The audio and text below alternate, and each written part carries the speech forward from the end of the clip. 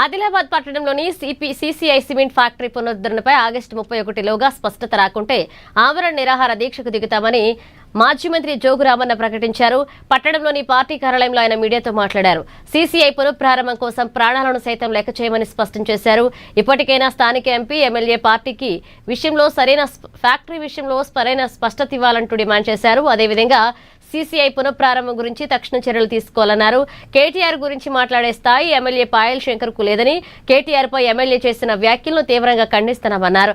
CCI factory పునఃప్రారంభం కోసం నిరంతరం పోరాడుతున్నామన్నారు. అలాగే సీసీఐ పునరుద్ధరణ నియమంపై స్థానిక ఎంపీ, ఎమ్మెల్యే కనీస చిత్తశుద్ధి కనబరచడం లేదు అన్నారు.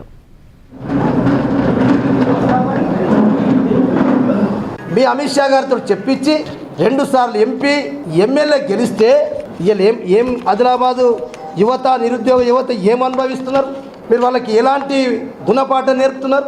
దీనికి నీ సమాధానం లేదంటే నిన్న మాట్లాడతావు. ఒకటే చెప్తున్న స్థానిక ఎంపీ గారికి, ఎమ్మెల్యే గారికి, ఇవాళ మేము ఢిల్లీకి పోయిన తర్వాత అంతకుముందు సంవత్సరం పోయిన సాధన సమితి ఆధ్వర్యంలో అప్పుడు కేంద్ర మంత్రి హామీ ఇచ్చిందని చెప్పినాం. నిన్న కాక మొన్న పోయొచ్చంటే దొంగ ఫోటోలు పెడతారు ఎంపీ, ఎమ్మెల్యేలు. 2024 ఫోటో పెట్టి ఇయ్యనే మేము కేంద్ర మంత్రి గెలిచినట్టు చూస్తాడు. ఊసర వెళ్ళి మాటలు మాట్లాడి మరి ఇది సున్నపురాయి, దీని ఏదో క్వాలిటీ అయిపోయినట్టున్నది, ఇది లీజు కూడా అయిపోయింది, మరి ఇది సిమెంటు పునఃప్రారంభిస్తే ఒకవేళ అదవుతుందా, లేకుంటే ఎయిర్పోర్టుకి ఇంత అవసరం పడితే భూమి ఎయిర్పోర్ట్కి ఇస్తామని చెప్పి అని మొన్న 26 ఏప్రిల్ నాడు మాట్లాడిన వ్యక్తి. నీకు సిగ్గుండాలి కదా పాయల్ శంకర్ గారు. అసలు ఈ కేంద్రంలో ఉన్నటువంటి మరి పార్లమెంట్ సభ్యుని పాత్రనా, లేకుంటే ఇది ఎమ్మెల్యే పాత్రనా? ఎమ్మెల్యేనేమో కొత్తగా పెళ్లి చేసుకున్న పిల్ల ఇంట్లో కూర్చున్నట్టు సప్పుడు లేదు, సలుగురు లేదు, మూల కూర్చుని పండుకున్నావు. ఎంపీ గారు మాట్లాడు. నీకు ఓట్లు వేయలే ఆదిలాబాద్ ప్రజలు? ఆదిలాబాద్ నిరుద్యోగ యువతి యువకులు ఓట్లు వేయలే? ఓట్లు వేస్తే నువ్వు మూల కూర్చుంటావా? కొత్తగా పెళ్ళైన పిల్ల మాట్లాడవేందుకు? ఇది నీ బాధ్యత. ఇది మీ కేంద్ర ప్రభుత్వ రంగ సంస్థ సీసీఐ. ఎందుకు మాట్లాడవు? మేము గది అడుగుతున్నాం. నిన్న కాక మొన్న ఏప్రిల్ 26 నాడు నువ్వే చెప్తావు.